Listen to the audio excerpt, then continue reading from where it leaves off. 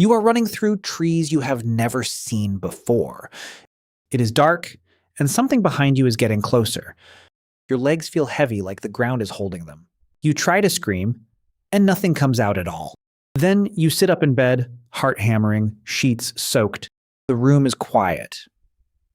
The clock says 3 in the morning. Nothing chased you. Nothing was ever there in the first place. And yet your body is behaving like you almost died. Roughly 85% of adults have this happen every single year. Your brain built a monster that made you run from it. Tonight, somewhere in the dark, it will probably build another one. So here's the question nobody ever really stops to ask. Why do humans have nightmares at all? Seriously, think about it. Sleep is the most defenseless thing a living animal can do. You lie down, you stop moving, you stop watching for danger. For a species with no claws, that is already risky enough. You would think evolution would make sleep calm and deeply restful. Instead, your brain spends the night generating wolves, cliffs, and strangers.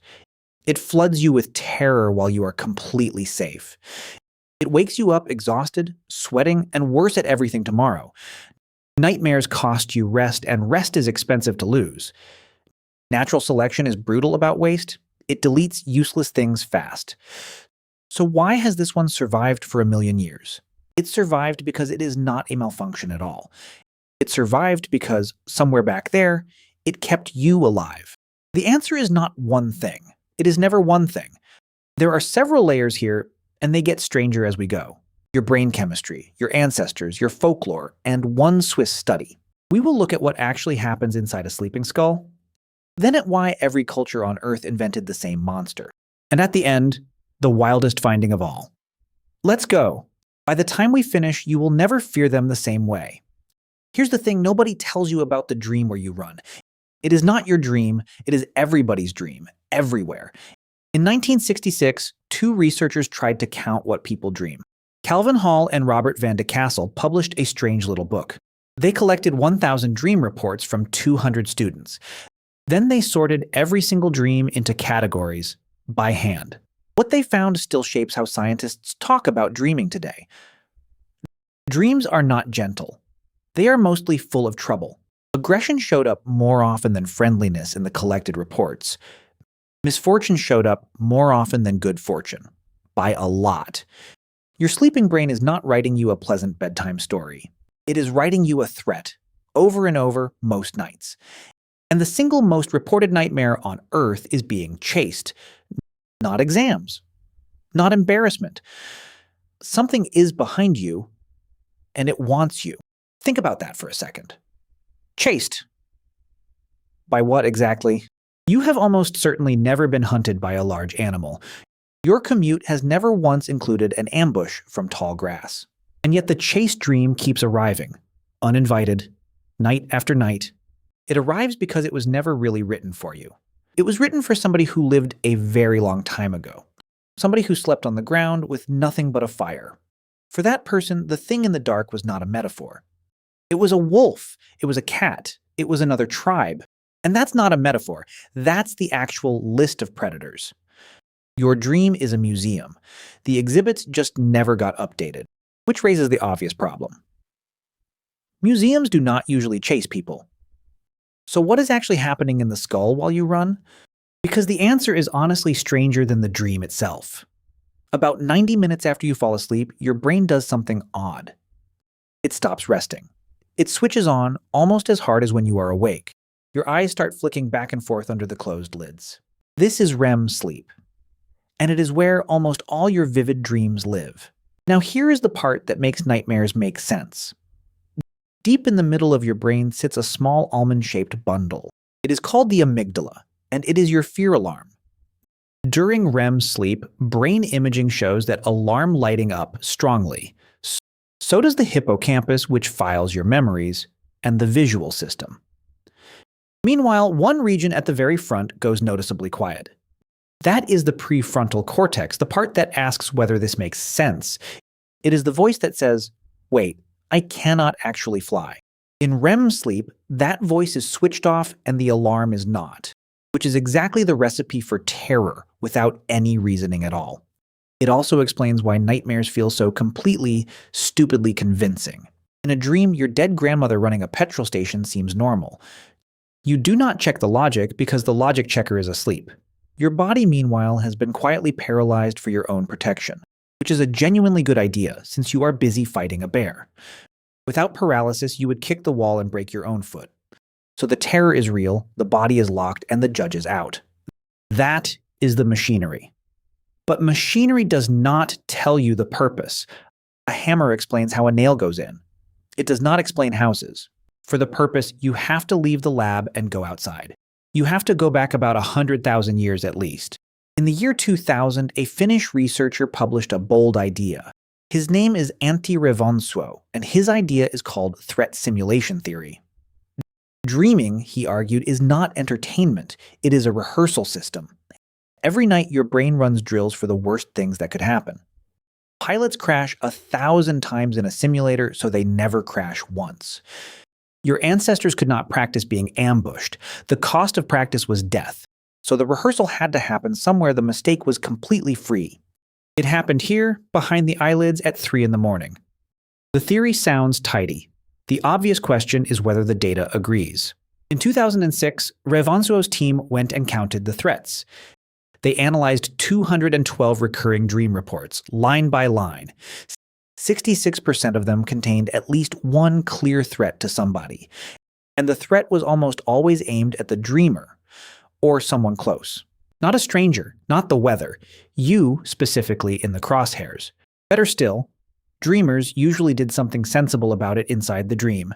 They ran, they hid, they climbed, they fought. Realistic, useful behavior. Nobody dreamed about filling out a form to complain about the wolf. The simulation runs the moves you would actually need, in the right order, which is a strange thing for a random misfiring brain to do. Random noise does not usually rehearse. Random noise just makes a mess. Here's the thing nobody tells you about this particular flight simulator. You never signed up for it, and you cannot switch it off. It has been running every night of your life, whether you remember it or not. Which brings up the obvious complaint. Modern life has no wolves. But the simulator was not built for a world with office chairs. It was built for a world where sleeping badly could get you eaten. And that world is much closer to us than it feels. Here's the thing nobody tells you about ancient sleep. It was not peaceful. We used to assume our ancestors slept 9 glorious, uninterrupted hours. No screens, no traffic, no glowing rectangle burning your eyes at midnight. It is a lovely story. In 2015, somebody finally measured it. Jerome Siegel's team at UCLA strapped monitors to 94 people. Not students, hunter-gatherers in Tanzania, Namibia, and Bolivia. The Hadza, the San, and the Tsimane, living without electric light. They recorded 1,165 days of sleep. The average night came out at 6 hours and 25 minutes. That is less sleep than the average person in a modern city gets. Think about that for a second. The golden age of sleep never existed. They also stayed awake more than 3 hours after the sun went down. Somebody was always up. Somebody was always listening to the dark. Now picture falling asleep while a part of you keeps standing guard. That is not a nightmare problem. That is a nightmare advantage. A brain that dreams of predators wakes up faster when one arrives. The one who sleeps peacefully through the rustling does not get to be your ancestor. You are descended from the light sleepers, all of them without exception, which is a funny inheritance to be annoyed about at 3 a.m. Now we get to the part that gets genuinely strange. Sometimes you wake up and your body simply refuses to move. Your eyes are open, your mind is awake, nothing else works. This is sleep paralysis, and it is REM leaking into waking life. The body paralysis lingers a few seconds too long, and you notice. And because the fear alarm is still running, your brain fills the gap. It fills it with something crouched in the corner of the room. Something heavy, sitting on your chest and not in a hurry. Here is what makes this fascinating, rather than merely horrible. Cultures that never met each other describe the same crouching visitor. In Newfoundland, they called her the old hag, and she sat on your chest. In medieval Europe, the word for it was mare, as in nightmare. That is not a metaphor. That is literally where the English word came from. In Japan, the experience is kanashibari, meaning bound in metal. In parts of southern Africa, the visitor has its own name and its own rules. In Mexico, people say the dead one climbed on top of me. Different gods, different centuries, different oceans, the same crouching figure. The brain produced the terror first. The culture only chose its costume. It's not one thing. It's never one thing. Biology writes, culture edits, which tells you the fear is older than every story about it. Older than writing, older than farming, possibly older than our species. But an old drill can go wrong, and for some people, it does. A smoke alarm is a wonderful thing right up until it sticks. Then it screams at burnt toast every night for 11 years. That is roughly what a trauma nightmare does inside a human head. In one large United States veterans survey, 6.4% reported them. That was trauma-related nightmares in the past month alone, nationwide. Among veterans actually diagnosed with post-traumatic stress, the numbers climb steeply. Most of them say the nightmares are a nightly part of the condition. The rehearsal system is not simulating a possible danger anymore. It is replaying a real one, on a loop with the volume up. That is not the ancient system working. That is the ancient system stuck. And it matters because it is treatable, and people do get better, which is worth saying clearly before we go any further into this. Because the same machine that saves you can also wear you down. Evolution does not care whether you enjoy the thing that keeps you alive. It only cares that you were awake when the grass moved. Now let's be honest, because this theory is not settled science. Threat simulation theory is the strongest explanation we have, not a proven law. Plenty of researchers argue dreams are mostly a side effect of memory sorting, and plenty of nightmares are useless, embarrassing nonsense with no survival value. No saber-toothed cat ever cared whether you finished your algebra homework. Clinical nightmare disorder affects somewhere between 2 and 8% of adults. Women report it 2 to 4 times more often than men do. Nobody has fully explained that gap, and honest scientists say so. There is also the myth that some people simply do not dream. Wake those people up during REM sleep and ask them right then. They report a dream about 80% of the time. They dream. They simply do not carry the memory across the border into morning. So the machine is running in you tonight, whether you file a report or not. Which leaves one last question, and it is the strangest one here. If nightmares are training, then training should leave a mark on you. And in 2019, somebody in Geneva went looking for that mark. There is one last thing I saved for the end, and it is the wildest part. A team at the University of Geneva asked 89 people to keep dream diaries. Every morning, for a week, they wrote down what frightened them at night. Then the researchers put every one of them inside a brain scanner. Inside the scanner, they showed each person deeply unpleasant, frightening images. And they watched what the fear alarm actually did in each brain. Here is what they found, and it took a while to sink in. The people who felt the most fear in their dreams reacted the least. Their amygdala lit up less, their insula lit up less. Their fear was quieter. Meanwhile, the front of the brain, the calm one, worked harder. The judge who sleeps through your nightmare shows up stronger the next day.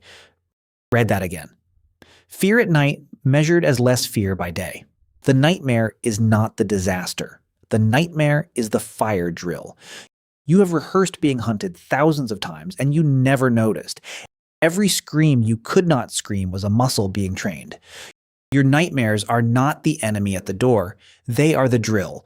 That is one study on 89 people, and it needs repeating carefully, but it points somewhere no one expected the science to point. The worst nights of your life may be quietly building the best parts of you.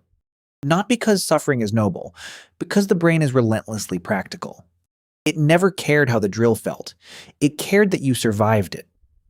So tonight, when the room goes dark, remember what you are carrying. Somewhere behind your eyes there is a very old piece of software. It was written by people who slept on the ground next to fire. People who never knew your name and would not understand your life. They passed you a machine that runs monsters through your head for free. It is clumsy, outdated, and it still wakes you up at 3. It is also the reason there was ever anybody here to wake up. The dark never really went away. You just built walls around it. And every night, quietly, something inside you goes out to check. Sleep well. Something older than you is standing watch tonight. If you want more of the strange truth about ancient humans, stay a while.